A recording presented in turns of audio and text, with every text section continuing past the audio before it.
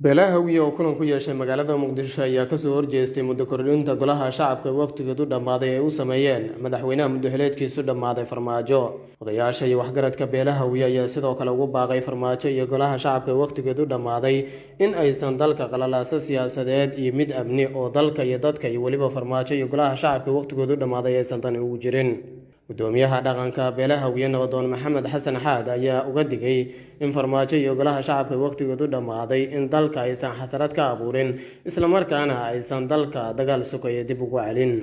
magaalada muqdisho waad u jeedisay u taalay maanta waxa maranta ay sharafta ay leedahay iyo karaamada ay leedahay. waxaa jirtay maalin aan waxba ka ifaynin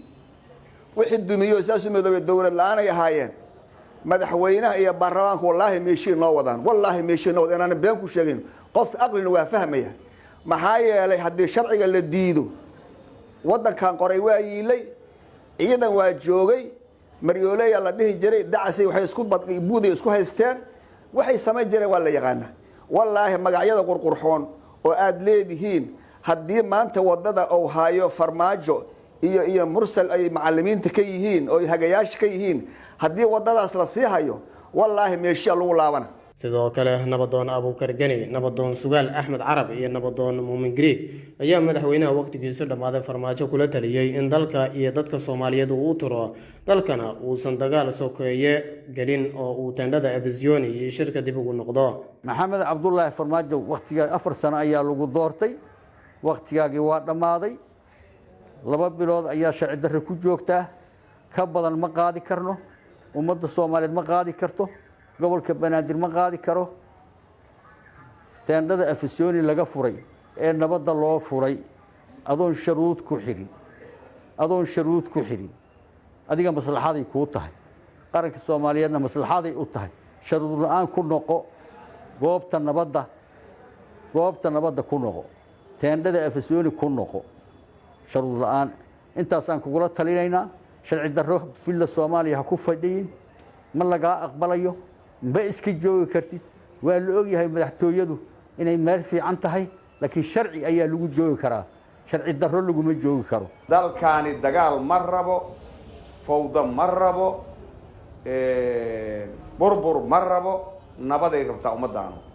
laakiin waxa nabadii diidan niman guryihii baarlamaanka looga talinayo waqtigoodii ka dhacay ee waardiye ka noqda la yiri ee dhisma galay nin guri inta ii waardiyay tira dhisma galayna waa taqaaniin wuxuu yahay. waxaan rabaa marka beesha caalamka maantay 2000 ilaa hadda dalkan iyadaa daadihinaysay iyadaa heerkan soo gaarsiinay heerkan wuxuu ku soo gaartay qor isku dhiib. waxaan u sheegaynaa waxa meeshaas ka socda hadday raali ka tahay cadaysan baarlamaanka oo sharciyad haysta laalay maanta wuxuu yiri ayagoo aan sharciyad haysan oo xaq u leh intii baarlamaan bedelahay inay iska joogaan kaliya buu wuxuu yiri maanta waxa u codeysaan in wax furan laga dhigo oo ilaa laga gaaro doorasho one man wafood ah ilaa laga gaaro dalka aan sii joogna labadayadii ku dhawaaqa waxa ka yimaada oo waqooyiga ka timaada gacan ka hadal ka yimaada dhiiga ku daata waxa mas'uuliyadda qaadahaya maantay maxamed cabdullaahi farmaajo oo xilkii ka dhammaaday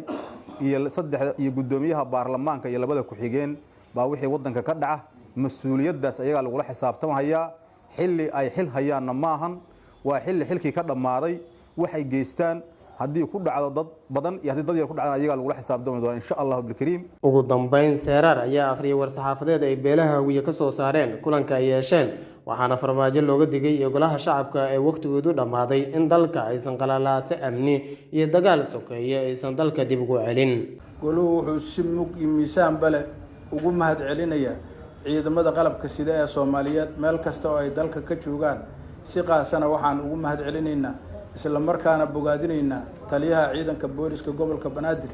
General Saadaq Umar Xasan Saadaq John oo si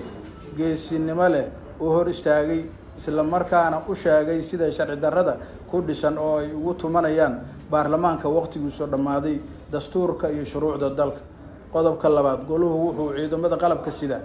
meel walba ay joogaan ugu baaqayaa inay ku daydaan General Saadaq John isla markaana u adeegaan shacabka Soomaaliyeed ee qaba duruufaha kala duwan ee ay maanta ku sugan yihiin. waxaan ku adkeynaynaa ciidamada qalabka sida inaan si xun oo sharci dar ah loogu adeegsan shacabkooda Soomaaliyeed. 3 digniin waxaan uga digaynaa madaxweynaha muddaxileedkiisu dhammaaday Maxamed Cabdullaahi Farmaajo inaanu isku dhajin isla markaana uusan si sharci dar ah ku joogin filla Soomaaliya. waxaan u sheegaynaa inuu ku laabto wada hadaladii baryahan maamulada Soomaaliya uga socday teendhada Afisyooni, waana inuusan wax shuruud ah ku xirin isagoo fiirinaya maslaxadda qaranka iyo tiisaba. 4 goluhu markii uu arkay dhaqan xumida ay adeegsanayaan guddoonka baarlamaanka ee waqtigiisu dhammaaday 1 Maxamed Mursal Sheekh Cabdiraxmaan 2 Cabdiweli Sheekh Ibraahim Muudey 3 Mahad Cabdalla Cawad inay ka waantoobaan dhaqamada foosha xun ee sharci darrada ah ee ay maalin kasta isugu yeerayaan baarlamaanka waqtigiisu dhammaaday. haddii ay ku sii adkaystaan faldambiyeedyada ay caadaysteen waxaa lala tigsanayaa shuruucda dalka u degsan, mana jiri doonto qof sharciga ka sarreyn kara xasaanad idin difaaci doontana ma heli doontaan. 5 goluhu wuxuu ugu baaqayaa shacabka Soomaaliyeed ee Muqdisho iyo agagaarkeeda ku nool inay difaacdaan sharafkooda, cirdigooda, naftooda iyo maalkooda, isla markaana aadnaan aqbal xukun kali talis ah oo sababa burbur nafeed, mid hantiyadeed oo aan laga soo kabsan doonin muddooyinka dhow. hadalka beelaha Hawiye ayaa ku soo aadaya iyadoo shalay golaha shacabka waqtigoodu dhammaaday ay sheegeen in muddo kordhin ay u sameeyeen madaxweynaha waqtigiisu dhammaaday Maxamed Cabdullaahi Farmaajo. Cabdikariim Cali Aadan, warbaahinta Goobjoog.